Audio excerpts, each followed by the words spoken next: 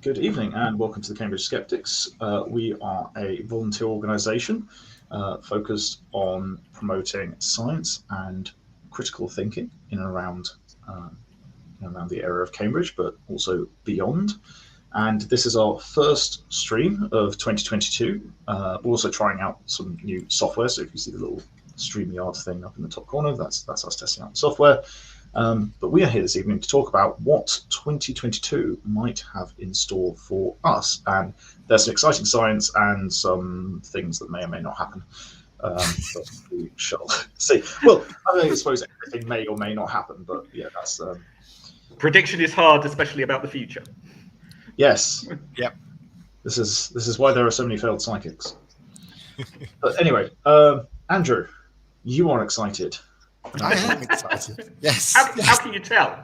Yes. I'm specifically excited about this thing. Oh, which way do I point? That way. That looks exciting. That way. Yep, that way. Which hand? Yes. That way. I'm most excited about that thing. That is the James Webb Space Telescope, which launched on December 24th last year. It's currently winging its way to Lagrange Point 2, which will be its final destination, where it will start. I know it well. Beautiful place. Yep. So, okay. Wanted to give a little bit of background on the telescope before I went into what we can expect from it in the coming year. Like I said, it was launched in December 24th last year. It cost around $10 billion to build. And it's big. I kind of came across a very interesting sort of way of describing how big it is today, which is the idea that imagine taking a double-decker bus and standing it on its end in the middle of a tennis court. And that's the kind of size you're talking about for this telescope. I've got this picture here. I do not have that frame of reference. Oh, well, yeah. Never done anything like that. Yeah, a night out in Cambridge sometime, give you this image for reference. Obviously, this guy is standing next to just a small section of the oval mirrors, and they're kind of dwarfing him there. The idea is that they planned for it to be sort of a 5 to 10 year mission. However, that's actually looking like it's going to be longer than expected. The launch. Sorry, what space mission ever lasts? Exactly. It's intended. Like exactly a 5 to 10 year mission. Like 30 years later, it's still plugging away. Well, apparently the launch went very well, or as nominal as they like to use the technical term.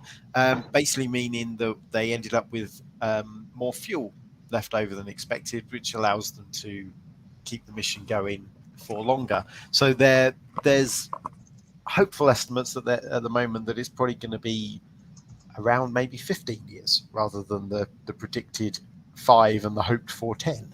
So that's really, really cool. James Webb Space Telescope is the most advanced telescope out there.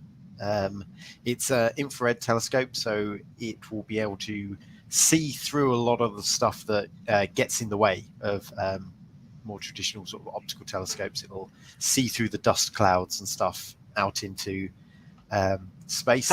So where exactly is it going to be? Because that. Okay. So I'm gonna get to that bit. Okay. So So let me show you. This is an interesting little picture that we had Tom Curse on the show a while back. He has been in Florida and been doing work tracking the James Webb Telescope, and he took this little image. I don't know if it's going to show up on the screen, but you can see in here, this is the James Webb Space Telescope being tracked across the sky just after it had been launched. So yeah, hopefully you can see that. He has that on his LinkedIn page and shared it on with his Stargazing London page as well. And he took that while he was in Florida. So that's really quite cool. Coming back to your question, Chris. So is that close to Florida? I think so. And can we put Florida there? Yeah, let's put Florida there, see where it is. So coming back to your question, Lagrange Point 2. So the Lagrange points are points between they're between all systems have have them. But in this case, we're talking about the Lagrange points between Earth and the Sun, and these are points where the gravitational influence of the two major bodies is basically the same, so they kind of cancel themselves out. And there's various different ones. We've got various different satellites at Lagrange point 1 and stuff, but the one that James Webb is going to is this one, which is effectively on the far side of Earth to the Sun. Now, to give you an idea of how far away that is, I don't know if you can make this any bigger. Let me see if I can blow that up a bit. Oh, there we go. So the Moon is roughly this distance away. We're talking considerably further than that. We're going right out to 1.5 million kilometers with this telescope. So it's not going to have the sort of light pollution problems I have in my backyard. No, hopefully not. So it's got a sail or something. Yes, yeah, it's got a big shield. So some of the if I go back to the earlier picture that how do I get this out? Let me go back. Okay, it's not letting me go back. Let's just go back to this one. In this picture here, you can see it kind of all folded up. Now, this was how it was launched, because it's quite a large, expansive thing. It was launched all sort of squished up, and over the last few weeks, they've been slowly expanding it. One of the first, now, there's a website you can actually track the various things going on with this telescope. It generally tells you exactly how far it is from Earth, how far it's got to go, how fast it's going, etc. Back here, you've got when they first opened the sun shield, and this was one of the bits that people were very concerned about, other than the launch itself. Effectively, you've got this big shield that sort of opens up at the bottom of the telescope and is used to protect it from the sun. So as you can see here, on the sun side of the shield, you've got temperatures of 133 degrees Fahrenheit, but on the other side of it, you're in the minus 300s. So there's quite a considerable distance. Now, what I didn't realize with the shield until I was sort of doing some research earlier is it's not a single layer; it's 5 separate layers. So they effectively opened up and then peeled out the layers, and they did this 5 times. And these are very thin, very delicate material that they're using for this. So it was kind of nerve-wracking. After that, you had the deployment of the secondary mirror. Now, if I jump back to my pictures again, the secondary mirror is this sort of tripod-looking thing on the front, and it effectively folds down out the front so that the light reflects off the big gold ones and then into that mirror where the data is collected. Well, I'm not following these technical terms. The big gold ones. The big gold ones, yes. Yeah. Highly technical, clearly know what I'm talking about. So they've now deployed the secondary mirror. If we go back to here, they deployed that a few days ago, and then the main mirror was deployed, and then they had these bits that folded out at the side. So you had a section of the mirror in the middle, and then bits folded out at either side to now with wings. Got it. Yeah, now with wings, exactly. So all of those bits went to plan. So those were the big concerns. It is now effectively ready to go. All it needs to do is get to where it needs to go. So we are currently, if we go onto the distance thing here, we're currently nearly there, almost there. Yeah, we are literally almost there. So we are. I say we. Well, I'm not driving. We you are. can feel invested. I do feel invested. I very much do. We're 93% of the way there. And so once we get there, it will start taking pictures. Now, when do we get pictures? When do we get pictures? I want pictures. So pictures, or it didn't happen. They reckon around sort of April 24th is when it'll start gathering data. The way there. Why can't we have them before this? Yeah. Like travel pictures, journeys. We probably won't get. We won't get to see that. We're probably not going to get to see this data for quite a while. We probably won't actually get to see anything coming out of it until sort of end of May, beginning of June. Obviously, they're going to get all the pictures in. They're going to calibrate it and make sure that when they release the first images, they're going to blow our minds, which they probably are, because what are we going to see, Andrew? What we're expecting to do with this telescope is they're hoping to be able to look back to literally before the first galaxies formed in the universe. So we're talking something around 400 million years after the Big Bang. They're hoping to see. Sounds pretty boring. There's going to be nothing there. Yeah. There's nothing there. So there's going to be blank pictures. It's going to be a big black screen, maybe a couple of little dots of light, and we're all going to get very excited about it. So they're hoping to see images of early star formation, first galaxies forming, things like that. But that's not the only thing that it's doing. That's one of the tasks that the you're not selling it yet. Okay, the one that obviously that I find quite exciting is they're going to hopefully use it to search for alien life. And so the way they're going to do this is that the telescope will be able to analyze the atmosphere of exoplanets. So it'll be able to look, rather than at the moment we can just go, okay, there's a planet, we can work out that it's there. It'll be able to actually analyze the atmosphere to see, is there water in the atmosphere? Are there organic compounds? Are we seeing like oxygen in the atmosphere, which could be an indicator that there's life on the planet? So it'll allow us to get an idea of what these worlds out there actually might be like. And so that's really quite exciting to me, anyway.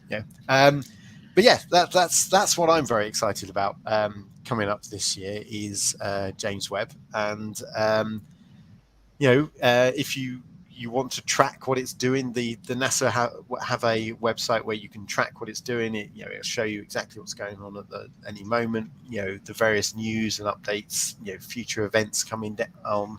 So it's worth checking out if that's something you're interested in.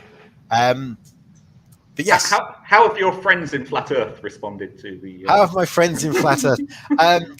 Do you know what? I'm shocked to say that I don't think many of them have been talking about it. It's very much not a topic they're interested. They clearly think it's all fake. It's all propaganda to convince us that the Earth is round and that space is real and all that lot. But no, it's strange I haven't heard anybody bring it up yet. So, really? No one's mentioning it? Okay. No. But they're waiting for the data to come in. They're waiting for the data to come in CGI. to be able to say it's CGI. Yes, they already know what it's going to look like before it comes in. It's definitely CGI. They're not going to change their minds when they see these big black images with possibly big black images of light. Yes, a picture of God getting out his recipe book. They're not going to be convinced. But yes, there you go. That's what I wanted to talk about. Do we have any more space things we can talk about, Sam? 2022 is going to be so flush with space stuff. You shouldn't call it space. You should call it clutter. Sorry, that was awful. We're on fire tonight, aren't we? You know what? I think it's just like having not done one for a few weeks. Like bad pun has just sort of filled up. You've spent a few weeks working on that pun, haven't you? No, it's Erica couldn't be here in person, but she is here in spirit. Blame the one that isn't here. That's good. And also just on my couch. Our couch. I'm going to try and there's a metric ton of space stuff. I think the things that are probably most interesting, most curious, I mean, aside from just the sheer breadth, is you've got a couple of interesting things from the US. So in March, I think it is, you're going to have the first flight of their new Artemis program. Basically, the purpose of the Artemis program is to take man back to the moon, and hopefully this time he'll bring some women, or maybe they'll bring the men. But in any case, and if I remember correctly, the moon is part of Mars, correct? I think so. I think they're twins. Yeah. It's basically since it'll be the first. Basically, the first. The aim is by 2025 to take humans back to the moon for the first time since 1972. So this is just the first. Basically, it's the first test. So there's a couple of things. So it's going to be the first test of basically their new heavy launching rocket, basically the kind of the spiritual successor to the Saturn rockets. But it's also not just going to test actually launching the rocket, but actually going to the moon and sort of the orbit itself and the Orion spacecraft itself. Yeah, and the capsule, the capsule that will actually host the humans. So it'll go up in March. The whole journey will take a little less than a month, but they'll spend 6 days in orbit around the moon before shooting back. But this is unmanned, yeah. This is unmanned. Yeah, this is entirely unmanned. Trump did ask in 2017 if NASA could have a look at manning it. I think mainly. Could we put Trump on it? Oh no, we missed. Good point. We might not succeed if he's. We don't want deliberate failure. Oh, I just went straight into the sun. Oh, I thought you went straight into the moon. I think either one would have been acceptable. But yeah, it's in essence, it's basically it's a dry run. Yeah. And the plan, as far as I can see, is that actually, if everything goes well here, no more tests. That's enough. We'll send some people in the next one. Probably won't land, but we'll send some people round the moon this time. So they're going to put a space station in orbit around the moon. Is that how I understand it? That's going to be the second thing that I brought up. Oh, okay. Sorry. A bit separate to Artemis, there is a capstone orbiter. So that's going to be a little later on in the year.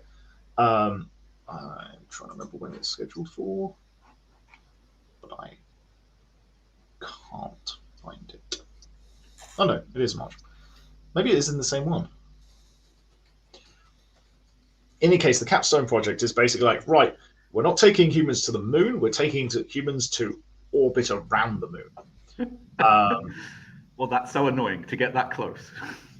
Well, no, but it's basically a tour company.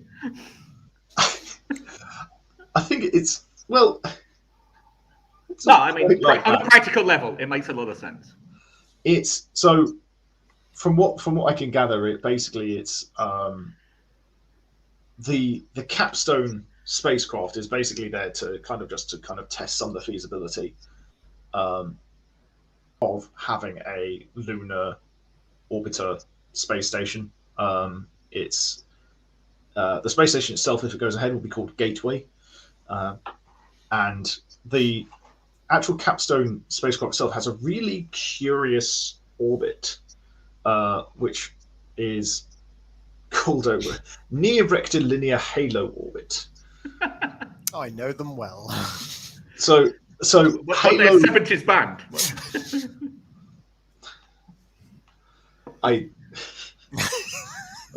I wouldn't know. I was barely born in the 80s.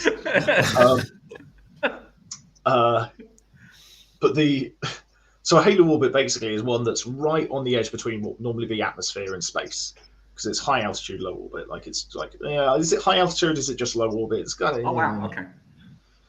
It's close then.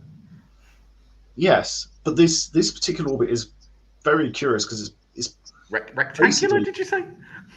Near rectilinear. What does that mean? It means it's kind of sort of rectangular-ish. How's that work? How does that work with an orbit? It seems wrong. So, in space, there is practically no. Have you spoken to Copernicus about this? As we know, in space, there is basically no absolute corners, speed or location. It's all relative to other things, and so if you were to basically take kind of the meteor orbits, which come in incredibly close to the sun and shoot really far out. Basically, we're kind of to take one of those and do it about the moon. Okay. That's kind of what's happening. So it's coming in very close to the moon, then shooting off. But because the moon is then orbiting around the Earth, and the Earth in turn is orbiting around the sun, the actual shape that it makes is this sort of relatively straight-sided sort of shape. It's not quite like it's not repeating in a single orbit of the Earth. It'll take 5 or 6 sides probably before it goes round, and it kind of includes these really tight spirals around the moon where it shoots back off, and so it'll basically what it does is it sort of becomes close to the moon slings it off, and then it runs kind of parallel-ish to Earth's orbit for a while until it comes back in and sort of gets whipped away again. So it's. Do we know why they're doing it like this? No. I don't know. I clearly didn't do enough. We need Tom back. It's from what I've read, it's a fairly stable orbit. Like it's not a Lagrange orbit, which is Lagrange point, which is I'm familiar with those about Lagrange points. But it is with a relatively small amount of fuel, it is sustainable for quite a long time. I guess putting things in orbit around the moon isn't something we've thought much about before. So no, well, I certainly haven't. Yeah, and it's one of the more stable solutions to the 3-body problem, which, as you guys will know, is famously difficult. So yeah, they're doing a test. Fingers crossed it'll go well. But we're sending spacecraft with human supporting capability back to the moon for the first time, and sort of progressing in this area. So it's really, really interesting.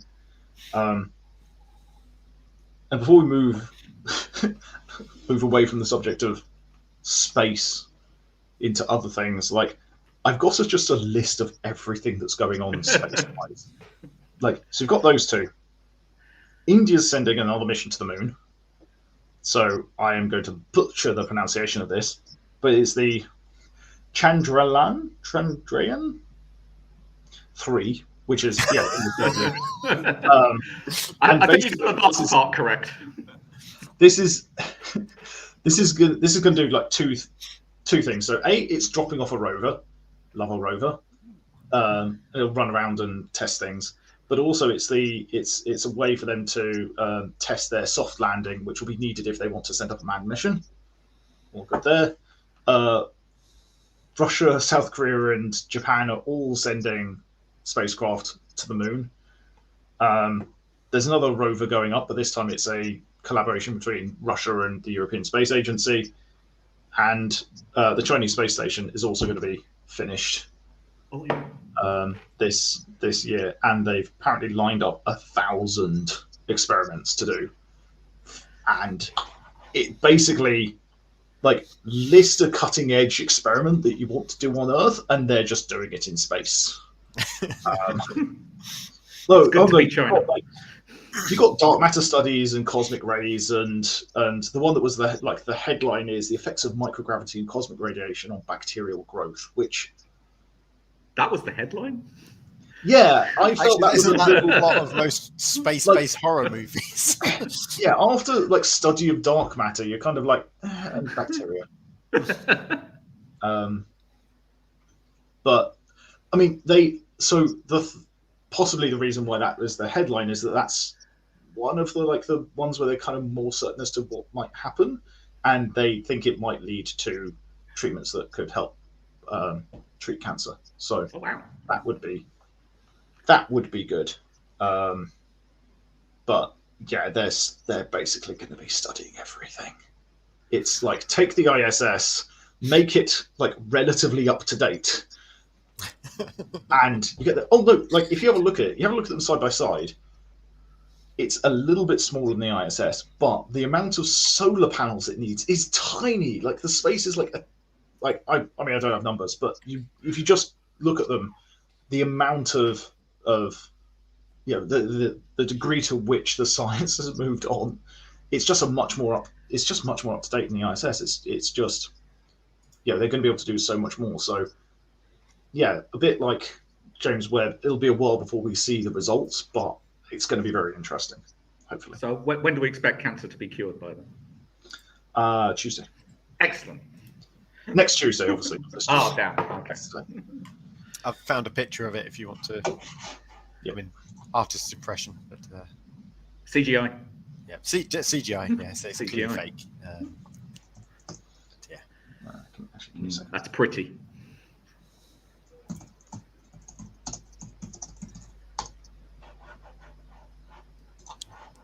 Yeah, it does look very fancy. Anyway. Yeah, so for comparison, yeah, the ISS, nearly 400 tons. This will be 60 tons. Yeah, possibly. I don't know. That's a very quick infographic. Those are often not right.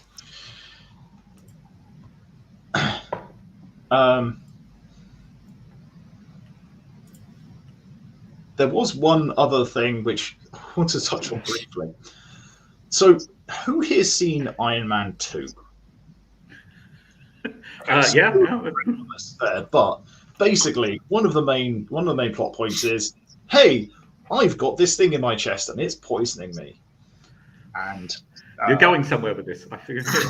Yeah, so Iron Man, or Tony Stark, goes away and just goes, right, I'm going to go talk about that. And there's a lot of like frou-frou-y stuff that really isn't science. But he creates some sort of like, possibly a hadron, like some sort of beam thing, and creates a new element. And it's like, oh yeah, that produces a load of power. And he sticks it in his chest and he goes and fights bad guys. Basically, that's been built. Awesome. So when can I stick it in my chest and go fight bad guys? Yeah. So there's a facility built. It's been under construction since 2013, but it's due to open its doors probably at the tail end of the year in Michigan, and it's cost $500 million, and it is the Faculty for Rare Isotope Beams, and basically they're going to use laser type things to smash particles together and create isotopes that currently don't exist, or at least we can't easily produce. And so that will be cool. And similar to James Webb, it should give us some insight into like the early universe and sort of physics and elements that existed then. So And James Webb robots. is the big side of the early universe, and this is the small side of the early universe. And is anyone working on irradiating spiders? I'm sure people are, but not at this institute, or at least not at this institute. But that should ethics issues, I'm sure. Yeah. I mean, isn't that a bit like the guy who found the bacteria that causes stomach ulcers? So he's just like, yeah, it's fine if I just do it to myself. No other people are being harmed. So, meanwhile, back on Earth. Chris, did you have anything? Yes. In normal tradition, we've gone in order of preparedness, and I have just got questions, lots and lots of questions. Okay, shoot. So, how are we feeling about the pandemic? Oh, sorry. I'm not sure how to respond. Lots of people seem to be feeling hope that this Omicron is like the last wave. It's not going to be the last. Like, it's not going to be the last variant. It's already not the last variant. Like, there's already other variants. But is it the last wave? But vaccine uptake is up in the developed world, at least. Yeah, I mean, in terms of like infectiousness, it is a massive step up from where the original virus was, and so the expectation is that means it will reach more people, which then, to an extent, like prevents more variants showing up, or maybe it just means that all the future variants will be based off of Omicron, like it'll be an Omicron plus, and it's less harmful. Yeah. There's that risk. You're laughing at the Megatron comment, aren't you? Yeah. Michelle wants to know where Megatron's getting here. But yeah, so it's. I mean, ultimately, I suppose more people getting infected. Early on, this was a way a lot of people were predicting we would find our way out of the pandemic by a less harmful variant emerging and dominating, and thus we move from pandemic to endemic. Yeah, and if nothing else, like my understanding of the science around the boosters is that it creates a stronger immune response than even just the second shot. So it does. It's often been marketed as a way of topping up the immunity you had from the second shot, but actually it goes above and beyond that. But also it lasts longer, and so every time you get a shot or you get infected, it creates a stronger and longer immunity or resistance. So yeah, I'm hopeful, I suppose. Maybe it'll be the last wave. I mean, I'm not. I won't Impossible to predict. There's such a large portion of the global community that isn't vaccinated. That's obviously a big issue. Just in the developed world, we're doing great, but yeah, well, we have slightly hogged. Slightly hogged the vaccines. I don't know. I realise I've been talking, Andrew. Yeah.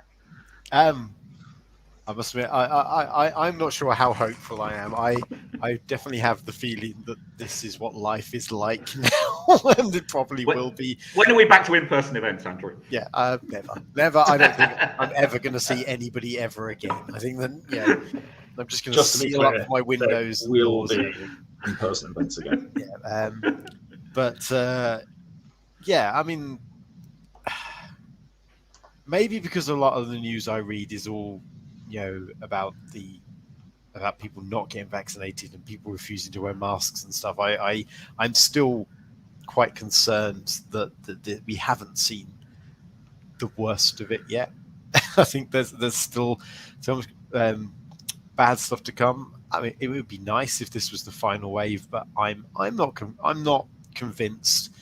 Obviously, there's a lot of people with vaccines and stuff, but I think that unfortunately might breed apathy, and people will stop engaging in the other precautions that we've been doing. I mean, I was at shops. I find today, it difficult to believe the British public could get any more apathetic. Yes, yeah. I was just at the shops earlier today, and there were a couple of women standing right in the entrance having a good old natter without masks on, and I was just like, ah, yeah. So you bring this up for a reason, or it's just No, like I said, I prepared nothing. I just wanted to get. So what are your thoughts on that? What do you think? I like Sam. I'm hopeful. This is the way they predicted it would may go. So hopefully it's going. Fingers crossed. So yeah, another thing that's come out of this is mRNA vaccines, and I know Sam said earlier. I think was that before. It was before the stream. Yes, so I'm putting you back in. Yeah. So yes. So basically, this has kind of been the first test of mRNA-based vaccines in not in the real world, but at scale. And so as a technology, this is suddenly exploding. So I relatively recently have seen some sort of promising articles about the ability to use the same technology to help prevent HIV. The other pandemic that's happened in my lifetime. And actually, as a disease that could be treated at the moment but not cured, that's a very encouraging thing. But it's certainly interesting technology. It's so fast in its ability to treat. Yeah, and not just HIV. There's other things like malaria and Lyme disease are already being targeted. Yeah. So yeah, it seems like an exciting technology. Sticking on the topics of vaccines, there was a malaria vaccine approved last year. Yes. Cool. So malaria is a bigger killer in Africa than COVID. So this is, and it mostly seems to kill children, which makes it very different to COVID. So yeah, I think that's an exciting development that I'm hopeful about. Only 40% effectiveness, that's what it seems at the moment, but it's 40% more than nothing. More than nothing. I've always been slightly not confused, but I get the immune response to to viruses and to bacteria. I've always been a little uncertain as to exactly what the deal is with parasites. They just feel, to me, it feels like they're on this the wrong scale. Yeah, it's like it's like you're trying to use a handgun to destroy a boat. Like they're just, it's like that's not what that's for. But maybe that's just my poor understanding of the immune system. Yeah, I understand. Yeah, I don't know. I don't even know why you can't use a handgun to destroy a boat. Well, I just mean it's the wrong size. You need a rocket launcher. Persistence. No. Sheldon in the chat is looking forward to more SpaceX launches in the coming year. Apparently, dear God, why? Well, they're a bit nuts, which I completely agree. The booster rockets that return back and land is very science fiction to me. I've watched videos of it, and it I understand why people think it might be fake. It just looks so futuristic, and yes, that's. Well, I mean, for those people who are fans of The Expanse, it was what we think was the end of the final season. Certainly, they've sort of marketed it as, but that has the same just vertical. SpaceX stuff feels more in that world than in ours. Yeah, but no, it's. I mean, if nothing else, it is a testament to ingenuity and I suppose how far we've come, that we've gone from this incredibly expensive one-off flight to these reusable, turn them around in, is it 90 days? They're not quite there yet, are they? They're still. I don't know. I haven't looked at the figures for a while, but I don't trust Musk, basically. Yeah. There's you can separate out his company and the engineers that work for it from his. Oh yeah, absolutely. Yeah. But the positive news seems to come from him and the head of SpaceX is. But yeah, and he does seem to oversell and underdeliver. Are you talking about the Boring Company and the flamethrowers? Everything. Moving on. Okay, we'll stick with tech. What do we think of the metaverse? I don't think of the metaverse at all. To be honest, I haven't really looked into it much. The only thing I've really heard about it is that there are already people out there predicting that it is a sign of the apocalypse, and that. Where are you getting your news, Andrew? Yeah, it's YouTube. Blame YouTube. And that some in teaching children to use VR and stuff to learn how to do different jobs is a way of indoctrinating them into accepting alternate realities, which will then somehow lead to the mark of the beast and Satan rising and his minions consuming us all. Obviously, but doesn't absolutely everything lead to the rise of Satan? And yes, pretty much. That's generally how it works.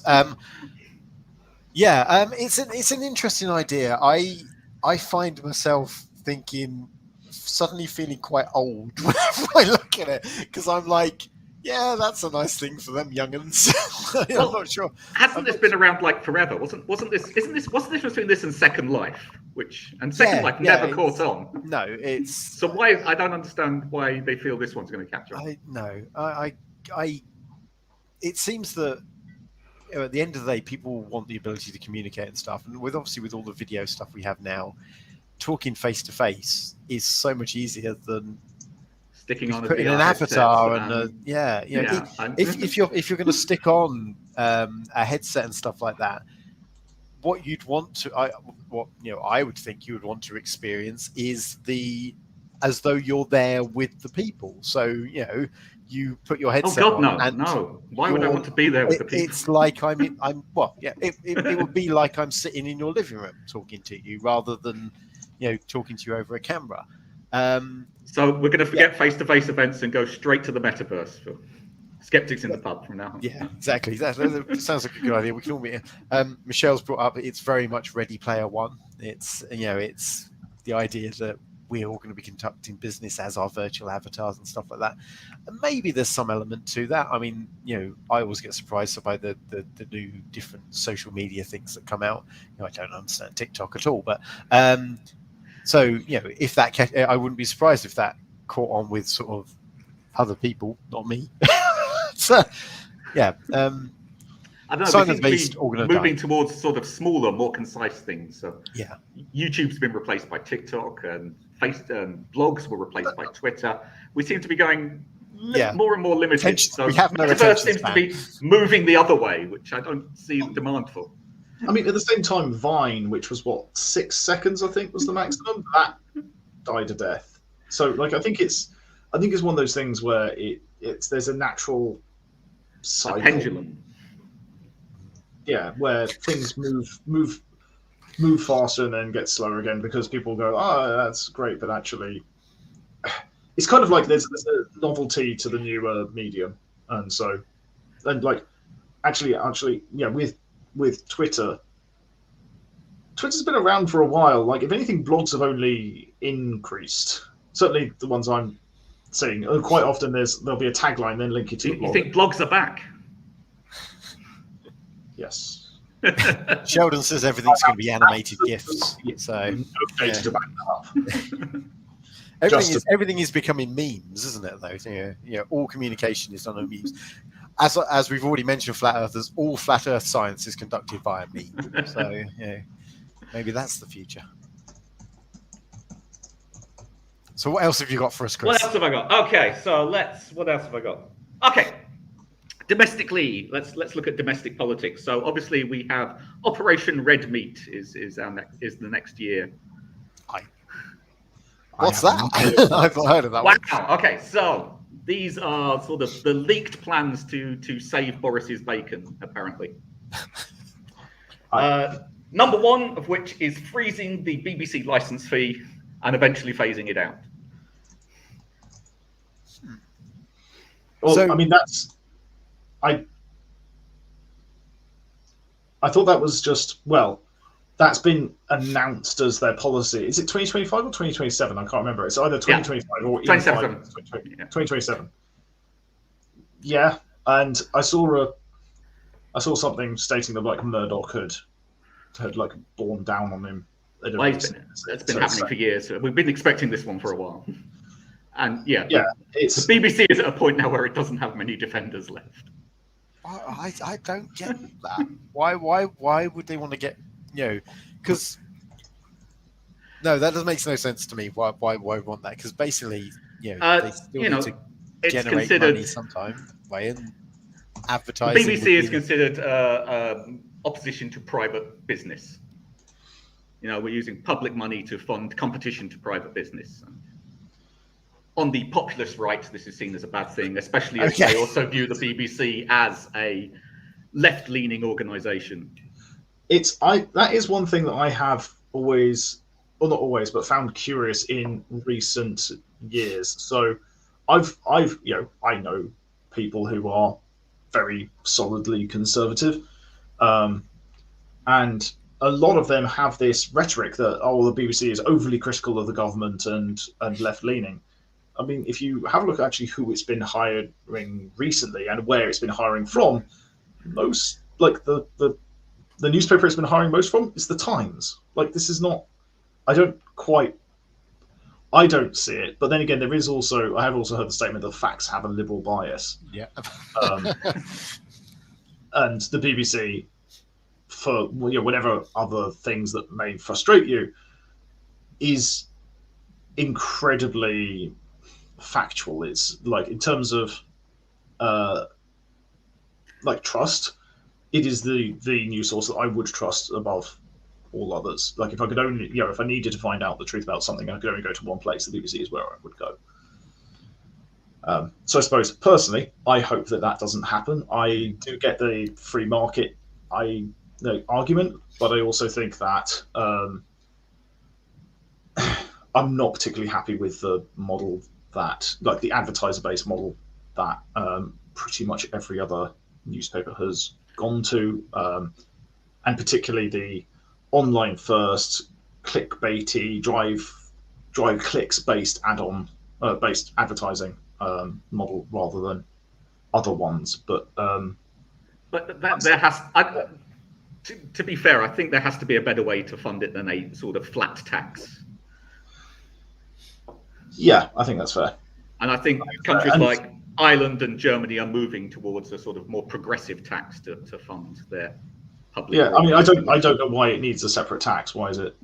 I would lump it in, but then again, I guess that's to give it more separation between. Well, it makes it less of a. This is This is something that's done more commonly in the US, in that you'll have a specific tax for a specific thing. But what it does mean is it does allow them to choose to freeze or kill the tax, and then the thing that it funds doesn't get properly Which funded. Is the plan they seem to be going with. Well, in the US, for example, I think that basically it might be fuel, it might be vehicle tax. I don't know if they have a vehicle tax. Maybe it's just a fuel tax. But basically, there is some sort of vehicle-based tax that is then responsible for actually like the maintenance of the highways, and that's just been hammered year after year. It has been for a long time, which has led to horrendous infrastructure because it needs like 4 times as much money as it's actually getting. And so, yeah, it's. I suppose, personally, I like the BBC. I think that it occupies a different niche. I think that it focuses itself maybe on, it does do a lot of the things that lots of other companies do, but it also chooses to focus itself on things that it knows aren't going to be popular necessarily, aren't going to be revenue generating, but are for the public good. And I think it's an important institution. Agreed. Some of the other policies on this leaked plan are handing over control of channel crossings to the military. So it'd be the military policing illegal immigration through turning back the boats, basically. Which is as opposed to I don't know who's in the Coast Guard and the police.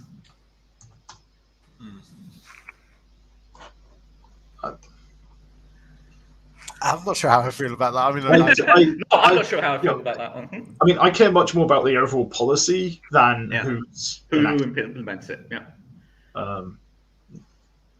Other things on this policy list. What else have we got?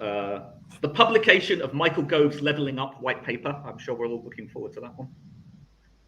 Oh yeah, pre-ordered. Yes. I don't know. I am always interested in like business investment and what that's going to do. I do always find it slightly curious that in the same document you have, okay, here's how we're going to level up by incentivizing business and pumping public money into them. Oh, but we're not allowed to pump public money into the BBC. What else have we got on this list? So you'll like this one, Andrew. The removal of all remaining COVID-19 restrictions by January 26th. Well, you said that in July. So, but now he has to do it to remain popular and not lose his job. So, okay. I guess. What is left? Just masks in public places. Yeah, I mean. Yeah. I think there's 1 or 2 things around like nightclubs. Okay.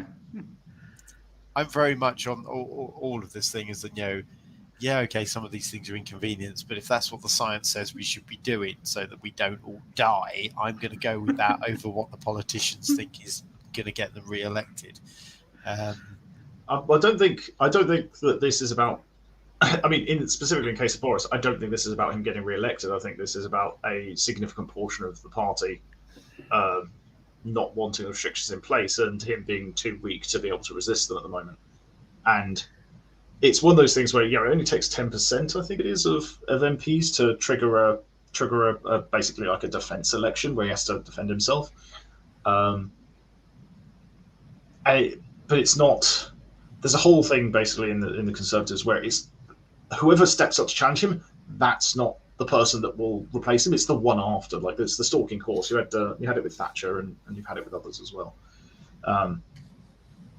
Basically, too much of his party wants the release of restrictions because it's bad for business, or they feel it's an unconscionable restriction on civil liberties, and he's not strong enough to resist them, and he's not going to go across. He's not going to reach across the aisle to get Labour to support it. If they would support it, which I suspect they would, but certainly enough of them would. He's not going to do that because that would be this turning coat and. But I mean, come on, masks are not that big an imposition. No. I've not had a problem, but yeah, lots of people seem to have a problem with them. I don't really get it. I read now saying no one wants to keep all the restrictions, but I can still do the live stream. But yeah. So that's what we have to look forward to in domestic politics this year. Yay! That's exciting. I'm still going to be wearing my mask. Yeah. I mean, you know, I lived in Asia for a while, and if you have flu, you wear a mask. And When did you live in Asia? How do I surprise you every single time we do one of these? I don't know. You've had a lot of life. You sound really old. You've done things. But I don't know. I'm going to guess you taught English over there? Yes, I did, yeah. Internationally, what's going on? So we've got the Brazilian election this year, so hopefully my nominee for this year's Rusty Razor will be gone by the end of the year, is my hope here. Well, and a finalist in the official Rusty Razor. He got a mention, didn't he? Yeah. Yeah, honourable mention. Yes. And of course, we have the storm, which is due any day now. Yes, always is. Mike Lindell, the inventor of the pillow, recently announced that he has enough evidence now to put 300 million Americans in prison. Oh, right. That's all of them, isn't it? That is 90% of the population, or all of them above the age of 7. Oh, okay. For any particular crime or election Hang on, what? fraud? Sorry, what evidence does he have on 8-year-olds? Well, that was just a figure. Maybe that's not how he's. It's 90% Americans. Okay, don't Chris, know how it breaks I down. feel like you need to run this by us a bit more. What? So Michael Lindell says he has enough evidence to put 300 million Americans in prison for election fraud. That's more than voted in the election. Yeah, that's what I That's thought. more than were eligible to vote in the election. That's impressive. But wouldn't that obviously include the people who voted the way that would include everyone. So anybody who voted and committed didn't election vote, fraud. or yeah. Well, okay then. It's possible his figures were not accurate. Yep. Yeah. No. Or it's possible that he feels limiting the election based on under 7s will give Trump a chance the next. Yes. Well, they are his peers, actually speaking. Yep, that was all I had. End on a bombshell. Right. One thing I am hoping for this year is QED. Yes. I did go searching ahead of this. I did go searching, like, is it up? I can find absolutely no mention of it. But fingers crossed. It's early on. QED is not usually till October. Yeah. So I've never been. I went for the first time, and then the world ended. So yeah. So it was your fault. That's what I think. Yeah, it's totally my fault. Were we there with you that time, or maybe we went the previous year? I don't remember. I honestly don't remember. Sean was there. I remember him being there, and I remember sitting there and chatting about barbecue with Aaron Ra. That was quite fun. No, I don't remember I don't remember seeing you there. Maybe I don't think we must have gone different years. I think it was the other Andrew. Ah, yes. We all look the same. Don't worry. The thing is, I didn't know anybody's name at that point, so I was just like, "Who?" Wait, there's another Andrew. Yeah, it was the old There Andrew. is only one. Like, Are they not just the the same? same Are they not the same person? Yeah, we're all the same person. We're just everywhere. Right, I feel like that has brought us to an end. A crashing halt. So, Sam, what have we got in store for next time? Yeah, so in a couple of weeks, I am going to take you through the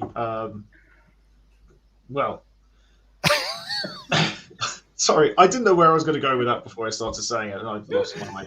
You're going to take us through the well. I'm looking forward to it. So in my day job, when I'm not being a skeptic, I'm always being a skeptic. I'm a statistician, or data scientist, or pricing scientist, or whatever you want to call it. But in any case, I have a statistics background. I've used it quite a lot in the real world. And I was going to go through basically a bunch of things that are misleading or deliberately misuse about statistics in order to help protect against them. Are we going to be talking Bayesian analysis here at some point? I would love to, but I think I might lose people. But like conditional probability, definitely 100%. Okay. But yeah, maybe not Bayes. But yeah, that's it. So next time, statistics, how they're misused. One of the things that prompted this was a more or less episode that was released a couple of days ago, titled "QAnon did 365,348 children go missing in the US in 2020." It's a widely repeated statistic, and it's a prime example because it's true, but not in the way you think it is. So I'll probably deal with that one first next time, but I'll leave you all. Oh, I'm intrigued. No, but that's it. That's exactly the point. It is true, and that's why it's compelling, but it doesn't mean what you think it means. So yeah, I think that's it from us. Okay. And so I think we'll say good evening and goodbye. Good evening. See ya. All right.